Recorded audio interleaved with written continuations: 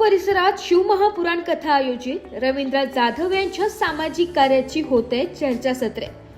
प्रभाग क्रमांक 2 आडगाव परिसरात दिनांक 7 डिसेंबर 2025 ते 11 डिसेंबर 2025 या कालावधीत शिवमहापुराण कथा आयोजित करण्यात आली आहे। या धार्मिक सोहळ्याचे विशेष आकर्षण म्हणजे महाराष्ट्रातील सुप्रसिद्ध कीर्तनकार संत निवृत्तीनाथ संस्थान त्र्यंबकेश्वरच्या अध्यक्षा हरिभक्त परायण कांचनताई जगताप यांचे प्रभावी कीर्तन आणि कथा माधुर्य, त्यांच्या ओजस्वी वाणीतून उलगडणारे शिवचरित्र, आध्यात्मिक संदेश आणि भागवत तत्वज्ञानाचा भक्तजनांना मोठा लाभ होते। कार्यक्रमाच्या शेवटच्या दिवशी 11 डिसेंबर रोजी भाविकांसाठी 1111 रुद्राक्षांचे वाटप करण्यात येणार असून यात मोठ्या प्रमाणावर गर्दी अपेक्षित आहे। धार्मिक उत्साह, सुंदर कार्यक्रम व्यवस्था आणि दररोज वाढणारी उपस्थिती यामुळे आडगाव परिसरात आनंदाचे वातावरण निर्माण झाले आहे। या भव्य धार्मिक सोहळ्याचे आयोजन नाशिक राष्ट्रवादीचे काँग्रेस शहर सरचिटणीस व साई श्रद्धा बिल्डर्स अँड लँड डेव्हलपर्सचे संचालक रवींद्र दत्तू जाधव आणि त्यांच्या पत्नी कविता रवींद्र जाधव यांनी केले। धार्मिक कार्यक्रमांसोबत जाधव दाम्पत्य वर्षभर परिसरातील महिला, युवक आणि सर्वसामान्य नागरिकांसाठी विविध उपक्रम राबवित असतात।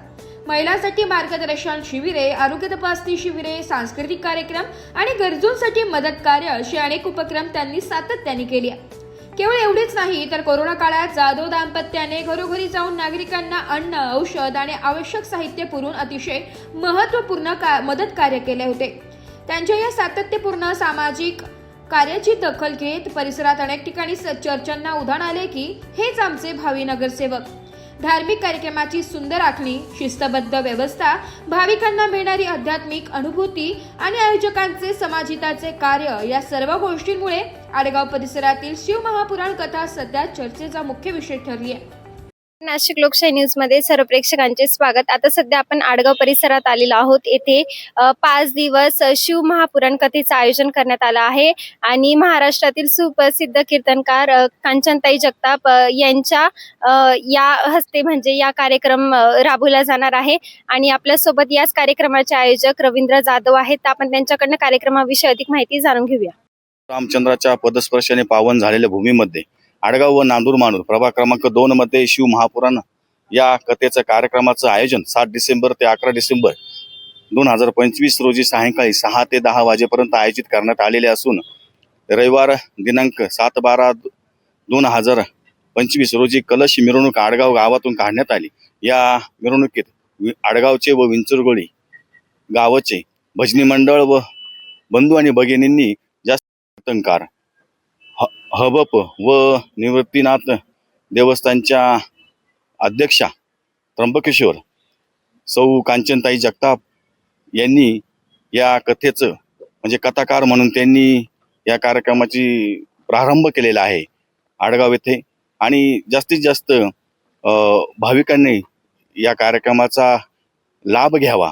तसेच गुरुवार दिनांक 11 डिसेंबर 2025 रोजी 1111 रुद्राक्ष वाटप व महाप्रसादाचा आयोजन केलेलं आहे।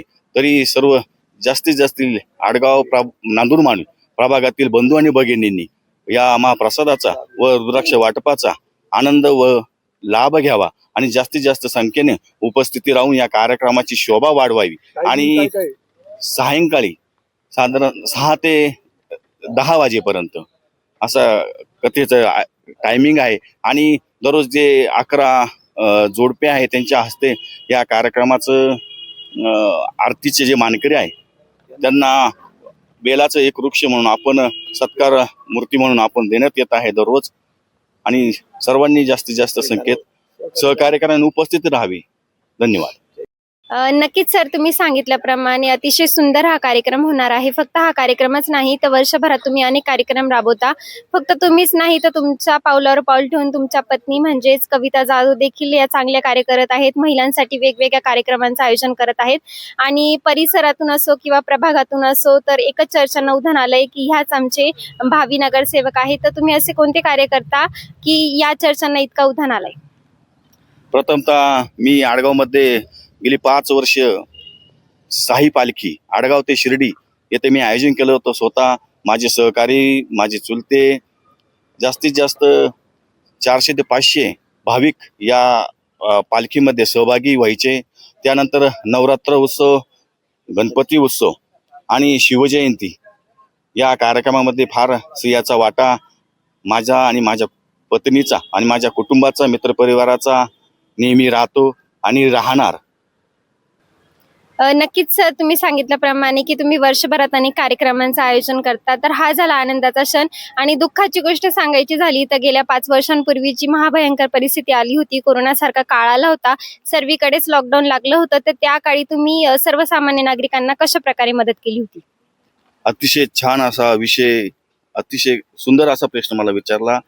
खरंच भुजबळ साहेबांनी ज्यावेळेस अन्न नागरी पुरवठा मंत्री होते त्यावेळेस मी म्हणजे आज पण राष्ट्रवादी काँग्रेस पार्टीचा नाशिक शहर संघटक या पदावर कार्यरत असताना भुजबळ साहेबांनी आडगाव येथे जे स्वस्त रेशन धान्य दुकान आहे त्या माध्यमातून मला जनतेची सेवा करण्याची व जनतेपर्यंत जास्तीत जास्त जनतेला धान्य वाटप सुरळीत कसे लोकांपर्यंत पोहोचावा या माझ्यावर जबाबदारी दिली आणि मी ती पार पाडलेली आहे.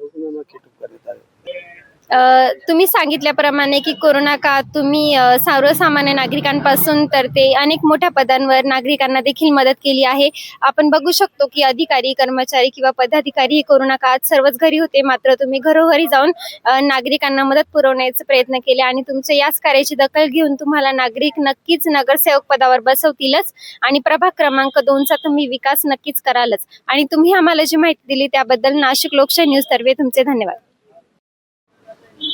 तसेच आडगावमध्ये कबड्डी स्पर्धा नाशिक शहरी भागाच्या वतीने आडगाव व्यायाम शाळेमध्ये ज्यावेळेस कृषी खातं ॲडव्होकेट माणिकराव कोकाटे असताना यांच्या उपस्थितीमध्ये मी कबड्डी स्पर्धा इथे आडगाव व्यायाम शाळेमध्ये इथे राबवण्यात आलेल्या होत्या. त्यानंतर क्रिकेट स्पर्धा EPL जे आडगावचं आगळं वेगळं असं नवीन ऊर्जा असं आशास्थान आणि असा खेळ इथं भरवण्यात येतो त्याचा बी मानकरी म्हणजे मला बक्षीस स्वरूपात मी यांना IPL मध्ये मदत करतो. आणि त्यानंतर कबड्डी जे खेळाडू आहे आडगावमध्ये जास्तीत जास्त आडगाव हे कबड्डीचं माहेरघर ओळखलं जातं. त्या युवकांना मी कबड्डीचं किट वाटप करण्यात आलेलं आहे. ब्युरो रिपोर्ट, नाशिक लोकशाही न्यूज, नाशिक.